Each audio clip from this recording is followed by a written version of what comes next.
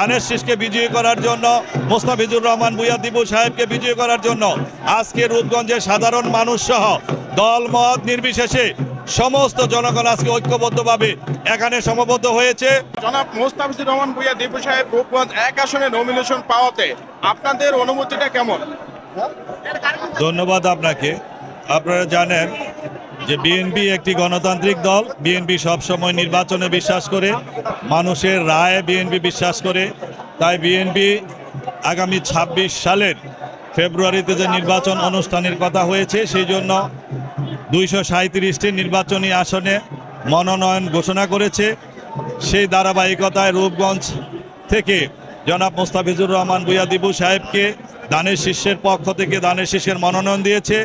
আজকে রূপগঞ্জের মানুষ আমরা ঐক্যবদ্ধ হয়েছি ধানের শীষকে বিজয়ী করার জন্য।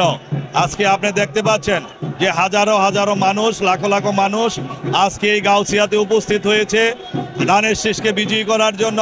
সারা বাংলাদেশের বিএনপিকে দেখাতে চায় যে রূপগঞ্জের সমস্ত বিএনপি আজকে ঐক্যবদ্ধ, সাধারণ মানুষ আজকে ঐক্যবদ্ধ ধানের শীষকে বিজয়ী করার জন্য, মোস্তাফিজুর রহমান ভূঁইয়া দিবু সাহেবকে বিজয়ী করার জন্য আজকে রূপগঞ্জের সাধারণ মানুষ সহ দল মত নির্বিশেষে সমস্ত জনগণ আজকে ঐক্যবদ্ধভাবে এখানে সমবেত হয়েছে।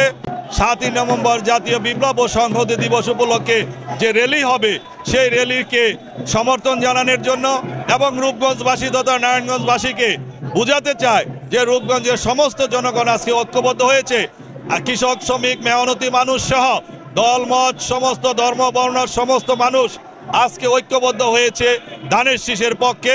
সুতরাং আমরা মনে করি যে নির্বাচন হবে, সেই নির্বাচনে বাংলাদেশের 300 আসনে জাতীয়তাবাদী দল ধানের শীষের প্রতীক নিয়ে যে নির্বাচন করবে, সেই নির্বাচনে নিরঙ্কুশভাবে এদেশের মানুষ ধানের শীষের পক্ষে রায় দিবে।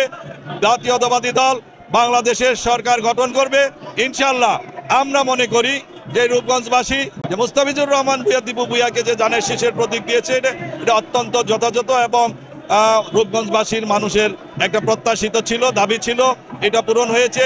এখন আমাদের দায়িত্ব, আমরা যারা রূপগঞ্জের সাধারণ মানুষ, আমাদের দায়িত্ব ধানের শীষের পক্ষে রায় দিয়ে ধানের শীষকে বিপুল ভোটে বিজয়ী করে জাতীয় সংসদে পাঠানো।